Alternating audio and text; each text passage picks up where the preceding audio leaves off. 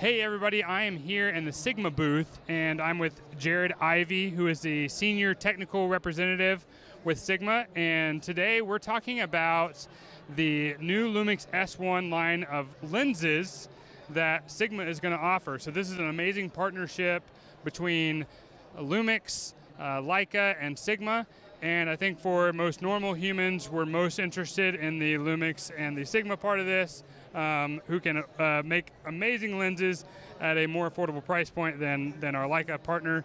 But that's also exciting for those of you with deeper pockets. But today we're talking with Jared all about this new line of art lenses. We have 3 of them here, but there are going to be 11 total, correct? Yes, Jordan. There's going to be 11 primes that are going to be dedicated for the L mount, and then we're also going to have an adapter called the MC21 that will adapt Canon EF or Sigma mount to the L mount as well. So that's going to open up 18 of our other global vision lenses to allow 100% compatibility. So you will actually be able to put other EF mount lenses on there using that adapter, but we're only guaranteeing 100% compatibility with our line of global vision lenses, which are the contemporary art and sports. So likely that EF adapter will allow you to have autofocus on other lenses, but you're guaranteeing only with your EF lenses. Is that right? Correct. So with the current adapter that we have, the MC11 with the with the Sony mirrorless, what users are finding is that their non-Sigma lenses are actually getting better compatibility than other adapters on the market.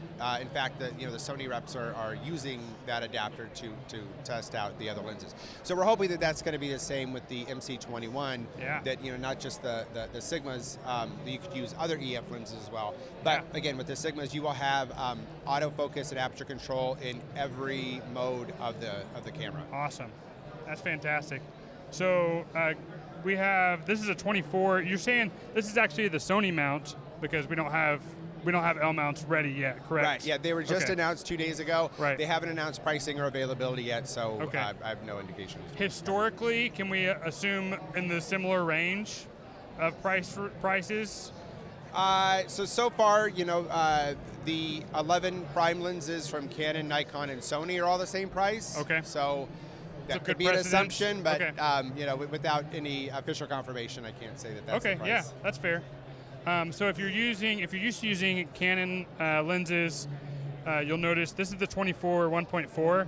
You'll notice this is a little bit bigger, right? Because they had to add something here. We were talking about the flange distance. Maybe you could say something about that. Yes. So with the the lenses that actually have the mirror boxes in there, the sensor is so much farther back from the lens mount. So on the mirrorless cameras, with the sensor being closer to the mount, do need to compensate for that space. So the distance from the rear element to the sensor, has to be accounted for with this extra space. Yeah, makes sense. These are super well built. Are they all the same build quality?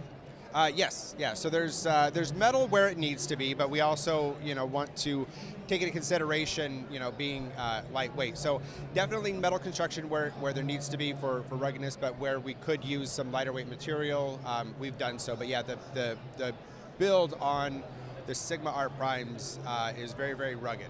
Awesome. Okay, talk to me. Hit the high points. So if someone has never used a Sigma lens, what are the high points? What's the selling features of the Art series of lenses? So typically when somebody buys a Sigma lens over another manufacturer's lens, it's usually for 1 of 3 reasons. Either one, it performs the same as another manufacturer's, but at a much, much lower price point. And that's what we found with the pre-Global Vision lenses, but the before the Art lenses. With the Art lenses, it's usually the second point, the second reason why people are buying these over other manufacturers is that they're actually outperforming other manufacturers' lenses in the same focal length, but also coming in at a lower price point. In what ways do you feel like it's outperforming, or do users find it's outperforming? Typically, it's going to be optical quality, optical performance. What is going to be in terms of sharpness or other qualities, or? Well, the first thing that most people notice is the sharpness. But where other people, when you start actually getting in and digging deeper and doing, testing it further, you'll see, the edge performance and the sharpness in the corners and on the edges. Sharpness overall when it's wide open. The minimum amount of vignetting. Yeah. Also the ability to limit the amount of ghosting and flaring, as well as limiting chromatic aberration. I mean, there's no perfect lens. Sure. So going through and just finding out where each of those, where each lens kind of falls in all those categories is where some of the review sites come up with their overall rating. For instance, the 85 received one of the highest ratings that the DP Review gave of any lens in the market. I'm noticing rounded aperture blades. Yes.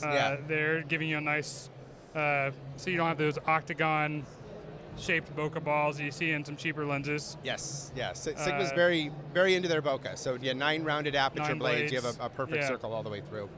Awesome.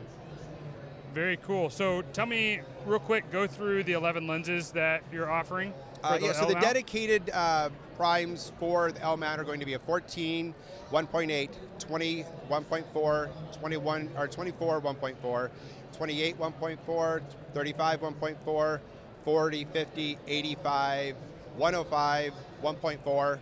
There's also a 70 millimeter macro 2.8. Okay. And then the 135 1.8. Wow. That is a robust offering. Yeah. That's exciting. Very cool. What are you finding are your top sellers from that list of lenses you just gave? So overall, the 35 millimeter is the top selling lens that we have, and it's consistently been that way, which is interesting because that's also our very first art lens, that was announced in 2012, and it's always been a steady seller. I mean, at an $899 price point, you cannot find another lens in that category that's going to perform the way it does. Yeah. And we're talking, 6 years later. Awesome. Very cool. Tell me about, because there's a couple of lenses that I haven't heard of existing in other platforms, right? Like the 105 1.4 and the 135 1.8. Talk to me about Correct. those lenses. Yeah. So Nikon, does have a 105 1.4, which has been a very, very popular lens. But for the Canon users, they haven't had the same focal length. But yeah, the 135 that fast, has been very well received in the market. Yeah. And that also answers the third reason I told you why people are buying Sigma lenses is that Sigma has been very innovative, and we're making lenses that other manufacturers aren't. So that's another reason why people end up buying Sigma, is because they just can't get the same type of lens from any other manufacturer. Yeah, I mean, 14 millimeters f1.4 is pretty awesome. 1.8. 1.8 still. Yeah. It is. You're used to like 2.8 at that focal length. Yeah, it is. It's the fastest 14 to ever come in the market. Awesome. Okay, is this a true manual focus lens? Is this focused by wire system? Talk to me about the focusing on these lenses for manual focusing. Oh, for manual focusing? Yeah. Yes. We do have our hypersonic motor that allows for the autofocusing? Yeah. That allows for very quiet, very quick autofocusing. Starting with the 85 that came out 2 years ago, we came out with a stronger hypersonic motor than we've used with the other lenses, and that's because this lens, and actually the lenses that have come out since then, have had quite a few more lens elements, so heavier elements, so that the newer hypersonic motors have more torque. So it's still able to keep up with a very, very fast autofocus system, especially on the newer mirrorless cameras. It's making a big difference. Awesome. And it looks like it's a true manual focus as well. You can see the readout on these lenses as you spin it. So for those of you, a lot, I won't say most anymore, but a lot of filmmakers are using manual focus, so they'll be interested in that aspect of things as well. The build quality is very impressive, I have to say, of these lenses. I really haven't laid hands on too many Sigma lenses. I've always primarily used native lenses, but with this new platform, this just makes perfect sense to start using some of these lenses as well. Yeah. Sigma takes a lot of pride in their craftsmanship. Everything is done in one factory in Japan. And when I mean everything, I mean everything. We make our own housings, our own hoods, we machine our own screws. everything is hand assembled. Every single unit is tested before it leaves the factory. They take a lot of pride in what they do. So when you could feel the quality when you put the lens in your hand. 100%. When it focuses, when it takes a picture, it's excellent quality, Yeah. and we're very proud of that. Can you expect pretty much the same features? You're going to see this window, you're going to have a hood, you're going to have a switch. Is that on all the Art lenses? Yes. Okay. Yes. It's going to be the same optical quality, the same housing from where you see the markings for the focal length and the sigma, and up is going to be the same. It's from that point down that's going to be different, and obviously the autofocus, the internal electronics for the autofocus system are going to be tuned for the L mount system. Awesome.